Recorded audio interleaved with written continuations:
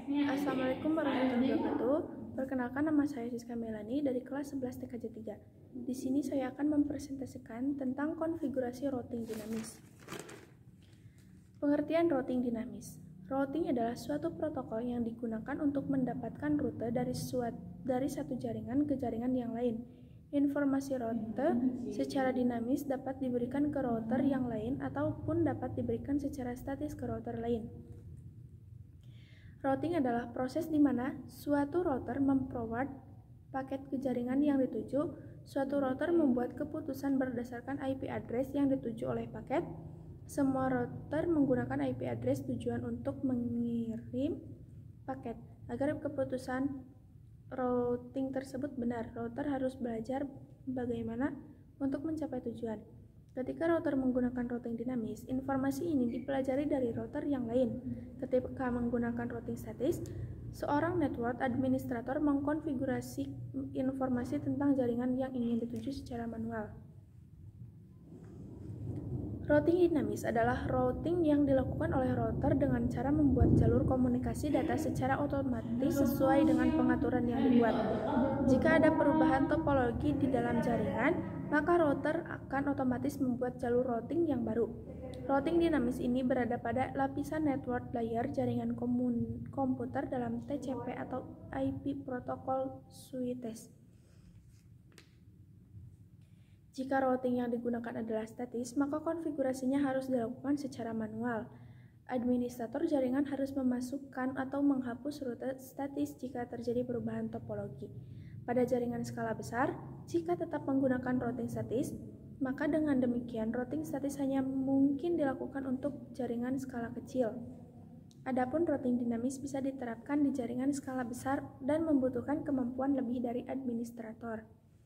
Routing dinamis merupakan routing protokol yang digunakan untuk menemukan network serta melakukan update routing table pada router.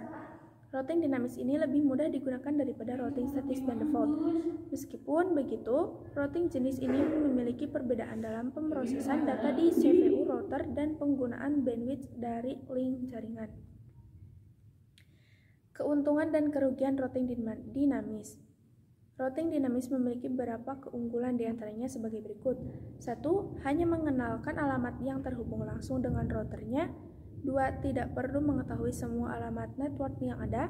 3. Jika terdapat penambahan suatu network baru, maka semua router tidak perlu mengkonfigurasi. Hanya router-router yang berkaitan yang mengkonfigurasi ulang. Sedangkan kerugiannya yaitu 1.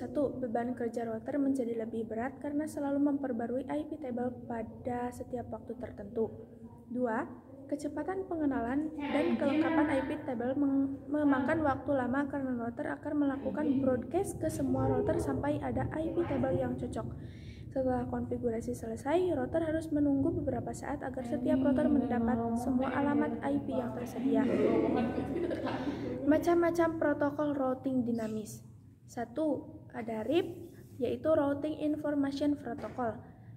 RIP merupakan Routing Information Protocol yang memberikan routing table berdasarkan router yang terhubung langsung. Kemudian router selanjutnya akan memberikan informasi router selanjutnya yang berhubungan langsung dengan itu. Adapun informasi yang dipertukarkan oleh RIP yaitu host, network, subnet, dan rute default.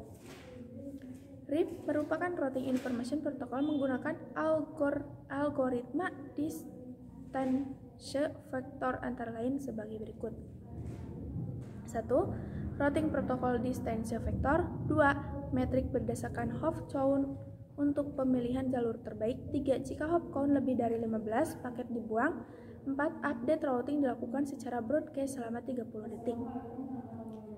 RIP terbagi menjadi dua bagian, yaitu sebagai berikut. 1. RIP V1, RIP versi 1. Spesifikasi RIP versi 1 sebagai berikut. Hanya mendukung routing kelas full, tidak ada info subnet yang dimasukkan dalam perbaikan routing, tidak mendukung variabel like subnet mask, dan perbaikan routing broadcast. 2. RIP version 2. Spesifikasi RIP version 2 sebagai berikut. 1. Mendukung routing kelas full dan routing classes.